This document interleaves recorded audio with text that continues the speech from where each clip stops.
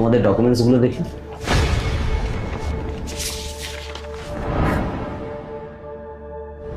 যাই হোক, তোমাদের দুজনের ডকুমেন্টসই দেখলাম, তো সবই ঠিকঠাক আছে। আচ্ছা বর্ষা, তুমি ইন্টারভিউ ড্রেসটা কেন পরোনি?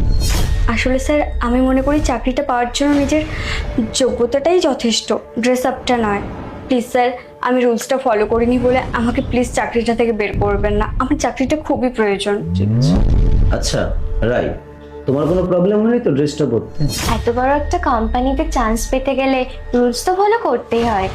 আপনাদের কোম্পানিতে জব পেতে গেলে আমি সব রকম নিয়ম মানতেই রাজি আছি। যাই হোক, তোমাদের ইন্টারভিউটা অনেক আগে থেকেই শুরু হয়ে গেছে।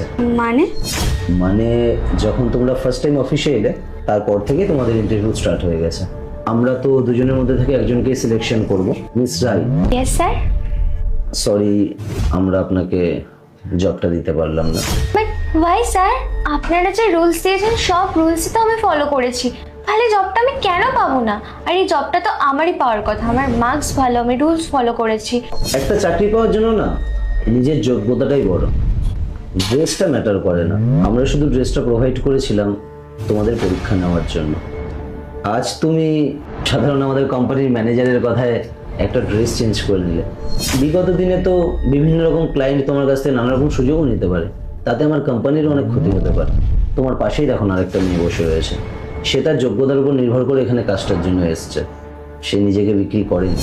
আর মিস বর্ষা, কাল থেকে তুমি টাইম মতো ডিউটি আসবে। তোমার কি শিডিউল আছে রাহুলের কাছ থেকে জেনে নেবে।